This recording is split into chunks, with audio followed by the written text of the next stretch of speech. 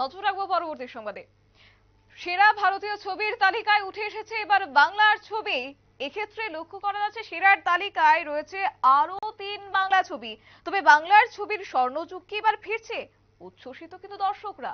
তবে বিষয় সম্পর্কে জানবো বিস্তারিত, আমাদের সাথে রয়েছে প্রতিনিধি সুপ্রীতি মুখার্জি। সুপ্রীতি, ভারতীয় ছবির তালিকার শীর্ষে এবার বাংলা ছবি, তার মধ্যেও আরো 3 বাংলা ছবি রয়েছে, কি কি রয়েছে যদি একটু তুলে ধরো। চলচ্চিত্র জগতে এই যে বাংলা ছবি বা বাংলা সিনেমার যে একটা জায়গা রয়েছে, সেটা কিন্তু আজকালকার দিনে অনেক সময় দেখা যায় যে নতুন প্রজন্মকে বেশি ঝুঁকতে হিন্দি সিনেমা বা অন্যান্য সিনেমার প্রতি।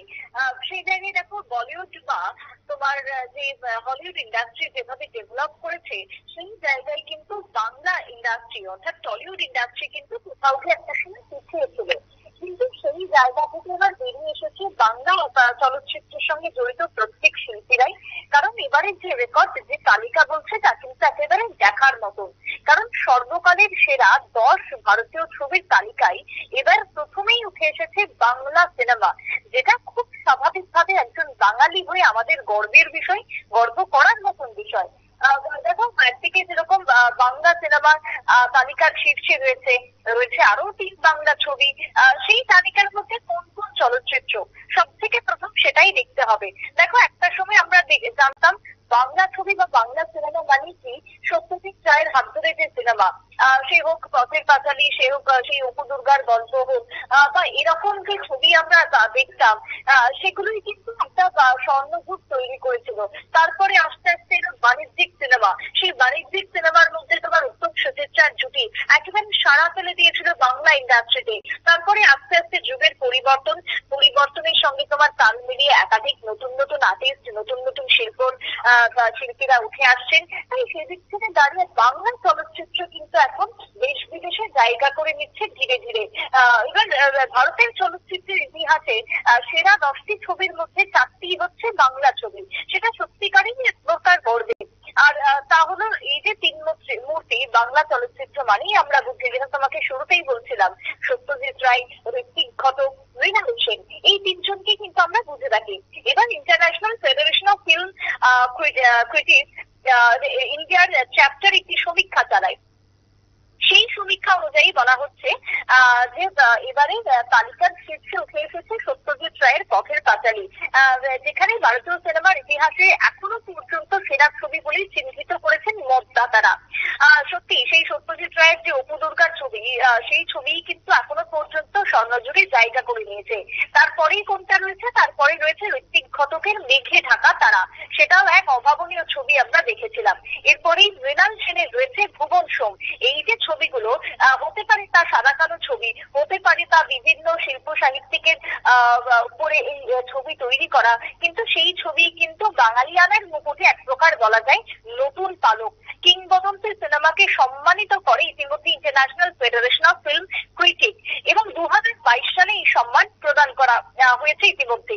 সত্যজিৎ রায় নির্মিত পথের পাঁচালীকে সর্বকালের সেরা ভারতীয় ছবির সম্মান দেওয়া হয়। অর্থাৎ তুমি বুঝতে পারছো কতটা বড় প্রাপ্তি বাংলা সিনেমা বা টলিউড ইন্ডাস্ট্রির ক্ষেত্রে। বিভূতিভূষণ বন্দ্যোপাধ্যায়ের 1929 সালে লেখা যে উপন্যাস, সেই উপন্যাসের অবলম্বনেই কিন্তু এই পথের পাঁচালী তৈরি করেছিলেন সত্যজিৎ রায়। তারপরেই কিন্তু এই ছবি তার এক প্রকার বলা যায় প্রথম ছবি। সেই পথের পাঁচালীতে অপু ট্রিলজির প্রথম অংশ, যেখানে 1955 সালে তৈরি হয়েছিল এই ছবি। তারপরে অপুর জীবনী নিয়ে আরো 2টি ছবিও তৈরি করেছিলেন পরবর্তীতে সত্যজিৎ রায়। সেই জায়গাতে অপরাজিত এবং অপুর সংসার, এগুলোও আমরা দেখেছিলাম। কিন্তু এই যে ছবি, অর্থাৎ তোমার এই যে পথের পাঁচালী, সেটা কিন্তু সর্বকালের সেরা ছবির জায়গায় স্থান করে নিয়েছে। তালিকার দ্বিতীয় স্থানে যেটা বলছিলাম, মেঘে ঢাকা তারা, তার যদি একটু প্রেক্ষাপট আলোচনা করা যায়, 1960 সালে আমরা এই ছবি দেখছিলাম যে তৈরি হয়েছিল ঋত্বিক ঘটকের হাত ধরে, অন্যতম বাংলার চলচ্চিত্র পরিচালক। সেই জায়গাতে দাঁড়িয়ে এই 7ম স্থান দখল করে নিয়েছিল।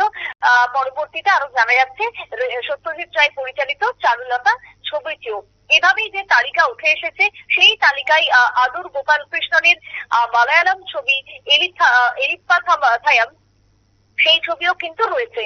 এর মুক্তি ছিল 1981 সালে। চতুর্থ স্থানে তোমার ছবিটি জায়গা করে নিয়েছে। পরবর্তী তালিকায় গিরিশ কাসারভল্লির কন্নড় ছবি ঘাট শ্রাদ্ধ রয়েছে। সেটাও কিন্তু তোমার 1977 সালে মুক্তি পেয়েছিল, যেটা যেটা এখন বর্তমানে ষষ্ঠ স্থানে জায়গা করে নিয়েছে। এই যে একের পর এক ছবিগুলোর কথা উঠে আসছে, সেই স্থান বা সেই ছবিগুলো কিন্তু এখন বলা যেতে পারে যে তালিকার শীর্ষে রয়েছে। ঠিক তারপরেই রয়েছে আবারও এক বাংলা ছবি তালিকার সপ্তম স্থানে, যেখানে সত্যজিৎ রায়ের চারুলতা। অষ্টম স্থানে রয়েছে শ্যাম বেগমগলের অঙ্কুর। নবমে রয়েছে গুরু দত্তের পিয়াসা। দশম স্থানে রয়েছে বলিউডের ব্লকবাস্টার হিট ছবি শোলে। অর্থাৎ তুমি বুঝতে পারছো পুরোনো দিনের, বিশেষ করে 90s এর যে সিনেমাগুলো রয়েছে, সেই 90s এর সিনেমা অবলম্বন করে কিন্তু এই তালিকা প্রকাশ করা হয়েছিল। এবং সেই তালিকাতে কিন্তু এবার নজর করা এক প্রকার রিপোর্ট উঠে এসেছে বাংলা ছায়াছবির ক্ষেত্রে। বাংলা ছায়াছবি যেটা স্বর্ণকালের সেরা আমরা জানতাম, সেই ছায়াছবি কিন্তু 10-এর মধ্যে এবার সেরা তালিকায় জায়গা করে নিল। তালিকার একেবারে শীর্ষে থাকলো সত্যজিৎ রায়ের এই পথের পাঁচালী ছবিটি, যেটা বাংলা ইন্ডাস্ট্রি, টলিউড ইন্ডাস্ট্রি এবং বাঙালি হিসেবে গোটা দেশবাসীর কাছে একটা গর্বের বিষয় হয়ে দাঁড়িয়েছে। তথাপি একদমই, একেবারে ধন্যবাদ সুপ্রীতি। কথা বলছিলাম, আমাদের প্রতিনিধি সুপ্রীতি মুখার্জি আমাদের সাথে ছিল এবং সেই জায়গায় দাঁড়িয়ে কিন্তু বলা যায় বাংলার এবার ছবি ভারতের শীর্ষ তালিকায় কিন্তু উঠে এসেছে, যেখানে 10-এর মধ্যে এবার প্রথম স্থানে রয়েছে বাংলার ছবি। নিয়ে নিচ্ছে ছোট একটি বিজ্ঞাপন বিরতির সঙ্গে থাকুন।